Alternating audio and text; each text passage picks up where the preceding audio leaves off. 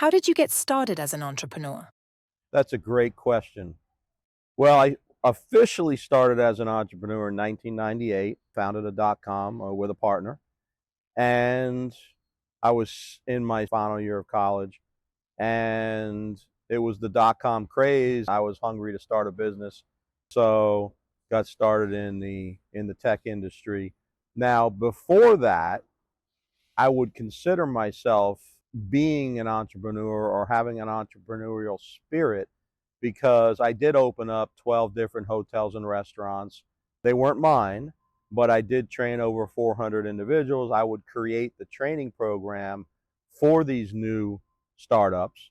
And then I would go in and train all of the service staff and bartenders. So I really was into entrepreneurship. I really had that spirit of entrepreneurship early on, and I did that for about 10 years before I started my own. But officially, 1998, started the .com, and then after that, I started a coaching and consulting business, and that was in 2005.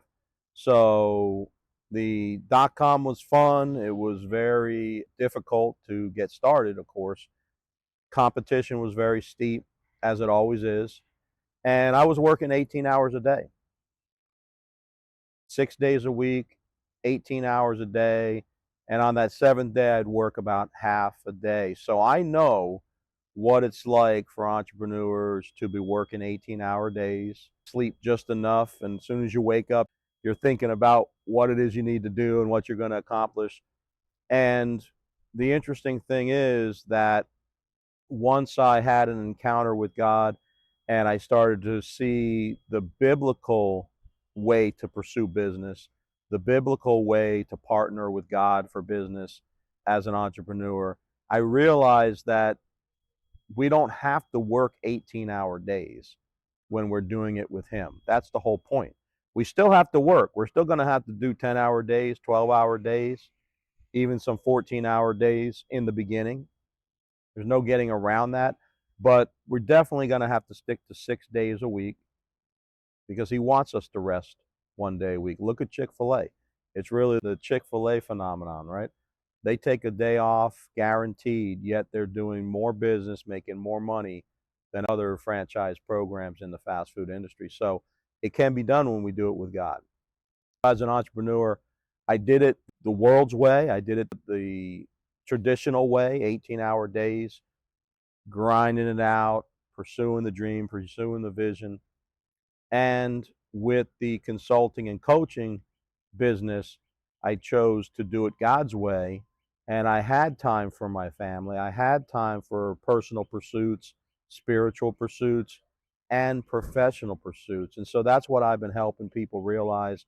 That's what I've been coaching people to do now for almost 20 years. I've helped people realize that when you partner with God, when He's the CEO and you're the COO, then you can have a balance. People say work life balance, but really what I teach is aligning with God, aligning with your spiritual pursuits, aligning with your faith. So when you align your professional and personal pursuits with your faith, then you're able to accomplish more in less time, be more efficient, be more effective. You're focused on the kingdom, you're focused on what you can do as an entrepreneur to expand the kingdom. You're focused on the balance that He provides, that He guides you in. And that's where He's interested in your family. He's interested in your personal pursuits. He's very interested in your spiritual pursuits. He wants you to start there.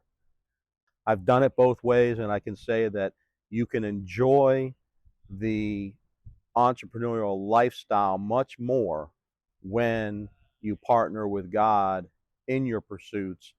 And the other thing is, I realized that what I was doing early on was I had a dream, I had a desire, I had a belief system. I believed in God. I wasn't following Him, I wasn't all in for Him, but I believed in Him. I was asking Him to bless my work.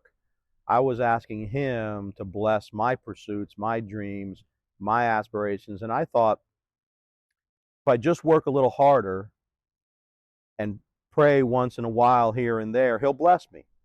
And I did give him a lot of credit. I did give him the glory, so to speak, because I had faith. And when we would have a success or we would have a win, I would say, "Oh, God is so good. God's doing this." But then I reflected back years later, did God really do that? Or was it my hard work? Was it my integrity? Was it my work ethic?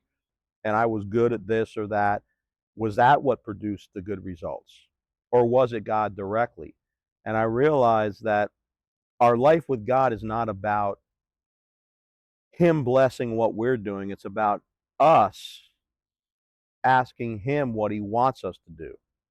Us aligning our lives, our professional and our personal pursuits, aligning with His vision for our lives. Now, He created us with an assignment, He created a blueprint for our lives, and that blueprint makes us uniquely qualified to succeed at our assignment. So, what I learned looking back was that I was pursuing the things that I wanted to pursue, and I was asking God, bless this, bless that, and I gave him some credit here and there. What I've done now for almost 20 years is really the opposite. I've checked with him, what is it you want me to do? Why did you create me? What is it that you want me to succeed at?